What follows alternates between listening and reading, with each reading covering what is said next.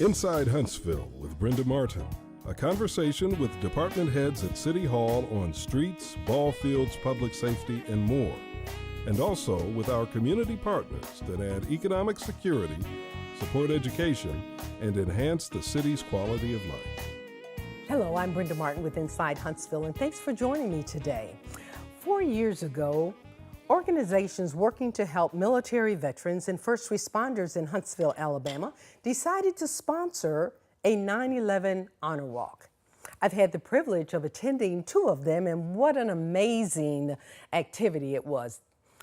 Here today to talk more about the upcoming 9/11 honor walk that will take place from 1 to 5 p.m. on the 10th of September is my good friend, Reverend Carrie Jofrian of Turning Points Consultants, LLC, and a fellow colleague, District Chief David Whitman of Huntsville Fire and Rescue. Hello to both of you, and thanks for joining me today. Thank you so much, Brenda. It's been 3 years already, and what can we expect this year?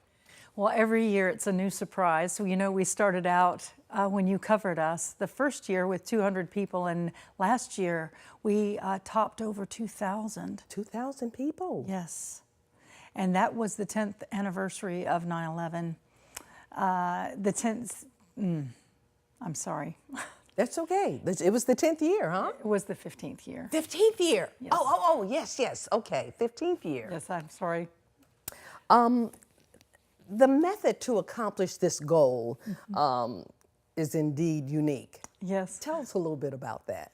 Well, it's kind of interesting because, you know, Huntsville-Madison folks are kind of unique and innovative. So what we have done is that we've used an ancient tradition called an honor walk to help people who are carrying extraordinary burdens. People like firefighters, first responders, police, military, veterans and their families who carry the burden for the rest of us, have the opportunity to lay down what the U.S. Space and Rocket Center Space Camp kids have named burden stones. And put them down on the path, not to have to carry them all of their lives for the rest of us. And so the Honor Walk is a 60 by 60 path that we paint underneath the U.S. Pathfinder space shuttle. Okay. And people have an opportunity to lay those burdens down and start a new chapter. A new chapter in their lives. Yes. Yes. Joining you is District Chief David Whitman. And of course, each year you have honored a first responder. Yes. This year you're going to honor the firefighters. Yes. David, Chief, what does this mean to you? It means a lot.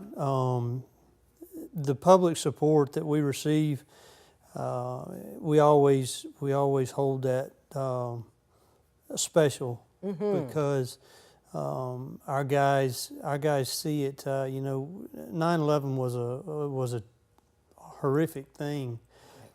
But our guys see it every day, and the response from the public, the thank yous that we get, the little ones, sometimes they mean the most. They mean yes. And they help the guys. It's amazing. We'll have so many bad calls, and then you have that one call that things go right and you save a life. You rescue somebody, something along those lines, and it makes all of the others kind of worth it, and changes your mindset. Chief, what station are you with? And tell us a little bit about our great firefighters. Well, personally, I'm 21 years into the department. I'm a battalion chief on the west side. I pretty much cover from Triana Boulevard to Decatur and Athens. We're pretty spread out there. But then we also we back each other up, so we go all over the city. My station, the station I'm stationed at, is Station 12, which is on Wind Drive. And of course, we cover the interstate. We run a tremendous amount of wrecks. It's one of the busier stations, and I believe it's got the most men at it. Is that right? I was going to ask you how many there's firefighters. 11 of us stationed there permanently. Okay. So we're there's always something going on, but I like that. There's a lot of us there. You're like family, aren't you? Very much so. We were discussing, at the break about the shifts. We work 24 hours on straight, and then we're off 48 hours. And it's funny because when I started, I didn't have any children. My wife and I were young married. Okay. And that's all my children have known is that schedule. And they've grown up at the firehouse with other firefighters' kids that have grown up. And it's, how about you're that? right. Our families become intertwined, and Sure. but yeah, our family at the firehouse is we spend as much time with them as we do at home. Exactly. And I understand you guys are some great cooks. We do. Yeah, we've got two guys that cook at our station, and one of them's the main guy, and when he's off, we're kind of lost. Okay. We don't really know what to do. Don't know what to do, huh? Exactly. Reverend Carey, give us the date, the place for this year's event, and tell us exactly what can we expect? Sure. Thank you, Brenda. This year we will be together on Sunday, September 10th from 1 to 5 p.m. And we enter in at the gate on the east side of the Space and Rocket Center, closest to Shuttle Park, where the U.S. Pathfinder Space Shuttle is located. The path will be a 60 by 60 path underneath the Pathfinder shuttle. And we can expect the doors to be open at 1 o'clock and closed at 5 p.m. Tickets are unlimited. Okay. All one has to do, and you do have to do this, All right. is pre-register at U.S. Space Center /Honor Walk. And you can actually register your entire family or office. All the Space and Rocket Center requests is that you do the pre-registration. There will be people at the door to greet you and direct you toward the Pathfinder, although it will be quite visible. You can't miss it. You cannot miss the U.S. Pathfinder. Talking about the Pathfinder, why do you hold the event at the Pathfinder? Well, it's, actually beautiful, right? Yes, it's almost it's poetic fabulous. or ionic. Yes. Iconic, because you are offering a path underneath the space shuttle Yes. For people to find their way. And there's really no better way to find your way than underneath that mothership. And she has quite an interesting history. She is the mother of all space shuttles, the U.S. Pathfinder. So she actually escorted all of the U.S. spacecraft that went into orbit as space shuttles. The Pathfinder was their mothership. So she's got a very interesting role. In a lot of ways, that's what first responders, military, and their families do for the rest of us. They kind of come alongside us and guide us to the place where we can launch. Oh my goodness, how poetic, but real. But real. But real. Yes. Exactly. Right. Well, listen, let's talk about the Labyrinth Walk. Sure. I viewed that, I participated last did. year, and it was special. And, for our viewers who are not familiar with that, explain what that's about. Sure. When you find the path underneath the Pathfinder, you'll notice that there is a pile of stones at the mouth, and you'll also see that there is a great cistern in the middle of the Honor Walk filled with water that's been set aside for healing and the empowerment of the community. You'll see children with photos clutched against their hearts, sometimes women and men with roses that are they're strewing across the path. There'll be cards in memoriam and cards in honor of. And you can actually write the names of the persons that you're walking for. A 60 by 60 path seems small or short, but it really actually is quite a nice path. It takes about 15 to 20 minutes to get to the center.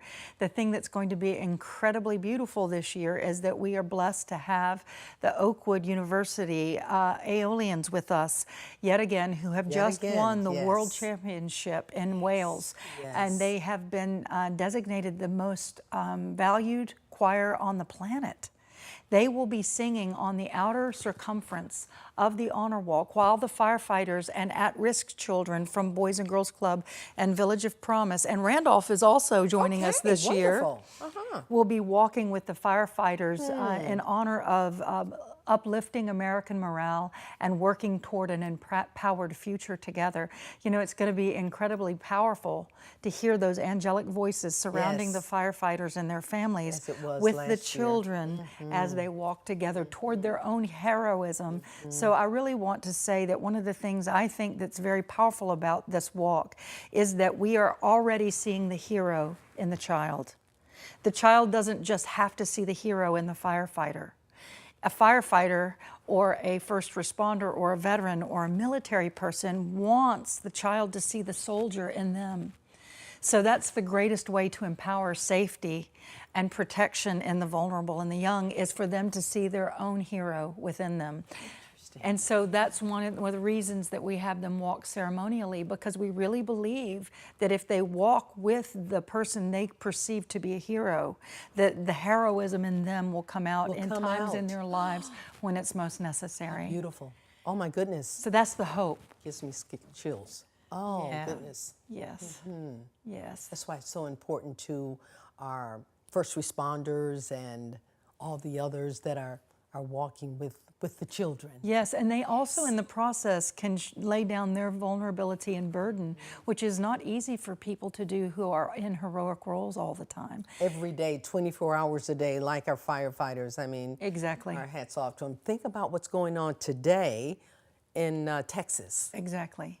Yes, and as I said to your colleague, Kenny Anderson, you know, I can't imagine people who act in more selfless ways than firefighters, because we are not their family biologically, but they treat us higher than their family when they go into those burning houses or flood-ridden zones. Yes, exactly. Because they are willing to let go of every relationship and every person they love, including themselves. For me, the stranger. And in my business, that I would say is almost a divine calling. It is, for sure, for sure. Well, let's give thanks or a shout out to other organizations and sponsors who have helped you to make this happen. That would be great, because it takes an entire mountain. Takes a village, doesn't it? And a village. Yes. Yes, U.S. Space and Rocket Center very graciously donates the site every year underneath the U.S. Pathfinder, and we can't say enough about that donation of their staff, their site, their time, their energy, and their love for first responders, military, and the veterans of our community. Still Serving Veterans joins us, and they, as well as Soldier One Corporation, Turning Point Group, American Red Cross this year, because we're going to have retired firefighters installing smoke alarms with at-risk children and their families this year following the event. And our commercial sponsors, Jerry Damson, Honda and Acura, as well as Sarai Services Group, who are our financial sponsors and corporate sponsors this year. Oh, wonderful. Great community assistance, you know? Yes, brings us all together. It does. For a great cause, for a great cause. Absolutely. Carrie, one more time, what does one need to do to attend the 9/11 Honor Walk? Where is it? What time? Give us the basic information. And of course, we're going to have this beautiful information put up on the screen for everyone as well. Oh, thank you very much. Yes, everyone needs to pre-register, and the number does not matter. Okay. And that is a very great value for adult and children's tickets to the U.S. Space and Rocket Center. So the way to pre-register is to visit rocketcenter.com/honor walk with the number of tickets you need, and your name will be on a list, and you will be greeted with a smile at the door and a welcome, as well as your tickets. Great. So I'll see you there. See you there. Okay. And thanks to both of you for being here. Thank you. It was great. This is going to be a great activity for sure. Thank you. As always. My guest today has been the Reverend Carrie Jofrion, organizer of the 9/11 Honor Walk, and District Chief David Whitman of Huntsville Fire and Rescue. You won't want to miss this event. Make sure you register at www.usspacecenter.com/honor walk. That's my show for today. I'm Brenda Martin for Inside Huntsville. Have a great day.